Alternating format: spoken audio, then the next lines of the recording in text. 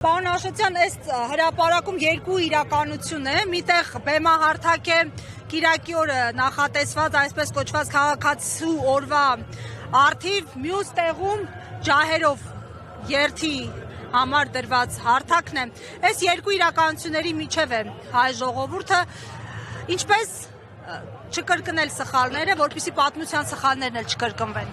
Ես չեմ հավակնում բանաձևել ճշմարտություններ եւ տալ փրկության ճանապարհներ, թեպետ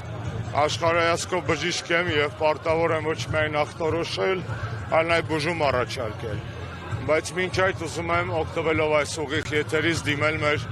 բոլոր քաղաքացիներին, մեր բոլոր հայրենակիցներին, անկախ մեր ձեր քաղաքական կարծիքներից, տարաձայնություններից, խնդրում եմ այսօր հնդածս միանալ այս երթին, այս երթը երկար է տևելու 3-ից 4 ժամ, հատելու է Երևանի տարբեր բանուկ հատվածներ, շատերիդ հարմար կլինի միանալ, անգամ եթե հարմար չէ, մեկը ճիշտը միանալն է։ Գիտես Արձան, ես նայում էի Հայաստանի այսօրվա բնակչության ծագումնաբանության քարտեզը, այսպես ասենք, էլի այսօրվա 3 միլիոնանոց Հայաստանում առնվազն մի 300-400 հազարը ծագումով արցախցի են։ Առնվազն 1 միլիոնը ծագումով արևմտյան Հայաստանից են եւ ցեղասպանություն վերապրածների ժառանգներ են։ Մնացած մեր բնակչությունն էլ 95%-ով հայ է, այսինքն եւ ես զարմանում եմ, երբ որ երբեմն մեզ փորձում են հակադրել իրար։ Այսօրվա երթը իմ ողջ հարգանքով երթի ավանդական կազմակերպիչների հանդեպ վաղուց դադարել է լինել դաշնակցության սեփականությունը եւ կարծում եմ դա դաշնակցության հաջողությունն է, որ այս հավաքները այլևս կուսակցական չեն, այլևս միայն իրենցը չեն, այլ իրենց շնորհիվ 90-ականներից սկսած բոլորինս են։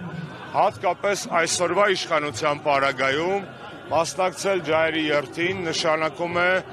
ունենալ դիրքորոշում։ Հեշտ է գալ երթի, երբ որ իշխանությունները հայամետ էին, այդպես էր նախորդ 3 նախագահների ժամանակ իրենց բոլոր տարբերություններով։ Հեշտ էր գալ երթի, միանալ ցեղասպանության միջազգային ճանաչման պրոցեսին, երբ որ թիկունքիդ պետություն էր։ Այսօր մեր թիկունքին պետություն չկա, որովհետև առհասարակ հայկական պետություն այսօր չկա։ Ավելին ասեմ, այդ պետությունը բռնազավթված է, օկուպացված է այլոց կողմից դրված խամաչիկների ձեռքերում եւ շատ դժվար է, բայց ավելի պատվաբեր է լինել պատվախնդիր եւ թասիբով այն ժամանակ, երբ որ նախագահն այդպեսին չի, վարչապետը այդպեսին չի, պարլամենտը այդպեսին չի, կառավարությունը այդպեսին չի, այսօր ավելի կարևոր է լինել հայ, քան հայ մնալ լեն օրերին, գիտեք։ Հիմա վերադառնամ ձեր հարցի սիմվոլիզմին, շատ լավ բան ասեցիք։ Ես չեմ ուզում մենք ընկնենք նիկոլական այս պրոպագանդայի կուտը, ուտենք այդ կապկանը, այդ որոգայթի մեջ չընկնենք, խի, որովհետև սրանք փորձում են հակադրել պարզ մարդկային երջանկությունները, կենցաղային հավեսով բաները թասիբին, հասկանում եք, բոլորս էլ սիրում ենք եւ խմել, եւ պարել, եւ ուրախանալ, եւ լավ ժամանակ ունենալ, եւ համերգի գնալ, բայց հակադրել համերգը պատվին, սրիկայությունա, այս էլ է լավ բեմ, պարզապես սխալ ժամանակա, սխալ մարդկանց օրոքա եւ չար նպատակներով է, թե չէ ինքնին վատ չի, որ մեր երկրում համերգա լինելու, աստղեր են գալու, վատ է, որ դա ցեղասպանության հերթական տարելիցի հետ է շահ կապված, վատ է, որ դա Նիկոլեն կանում են նախընտրական տրամաբանության մեջ, վատ է, որ հակադրում են ձեր եկեք դուրս գանք այս հակադրությունից, այս բեմը կյանք է, այս բեմը կենցաղ, դրանք չեն հակադրվում, այս բեմը թասիբ է ու պատիվ, այս բեմը հավես, դրանք չեն հակադրվում, այս բեմը իմ ցեղասպանություն վերապրած պապի բեմն է, այս իմ երեխեքի հավեսի բեմն է, դրանք չեն հակադրվում, երբ որ իրանք փորձում են մարդուն հակադրել, գիտես, հաց ուտես թե աղոթես։ Իհարկե շատ քիչ մարդ կգնա ճիշտ ճանապարհով, որովհետև ճիշտ այդ պայն աղոթելն է, բայց մարդիկ ունեն ինչ-որ ինստինկտներ եւ կարող է մեծ մասը գնա հաց ուտի։ Ոնց որ այսօրվա այդ բեմերի հակադրության մեջ։ Ես չեմ ուզում ասեմ, որ այս բեմը մեղք կա, այս բեմը քավություն։ Չէ, այս բեմն էլ է պետք կյանքում նախ եւ առաջ, որովհետեւ այս բեմը մեզ հայ է պահում, այս բեմն էլ մեզ պահում է ժամանակակից հայ։ Բայց խի է Նիկոլը բերել հակադրում իրար, որովհետեւ ուզում է կայֆը, այսպես ասած հավեսը, այդ ամեն ինչը շահարկի, ինքը անգամ ոչ միայն մեր արյունն է շահարկում, մեր պատիվն է շահարկում, մեր անցած ճանապարհը, մեր մեռելներին, ինքը ինչ է սարքել։ Առաջ ունեինք մի հատ մեծ ցավի տեղ, որը ցավի էր, հպարտության չէր, դա ծիծեռնակաբերդ էր, խի հպարտության չէր, որովհետև այդտեղ կորուստների, միայն կորուստների, եւ ունեինք հպարտության գերեզմանատուն։ Հպարտության գերեզմանատունը եռաբլուրն էր, որտեղ էլի ցավ էր, էլի կորուստ էր, էլի արտասուք էր, բայց պատվի, որովհետև հաղթանակած էին, բայց արժանապատվության, որովհետև այդ հողի մեջ թաղված տղերքից ծլում էր հայկականության ապագան։ Այդ մարդիկ իրանցով պարարտավորել էին այն հողը, որի վրա հայությունը ծաղկում էր։ Այսօրվա եռաբլուրը, որ Նիկոլը սարքել է երկրորդ ծիծեռնակաբերդ, երկրորդ կորուստի սքի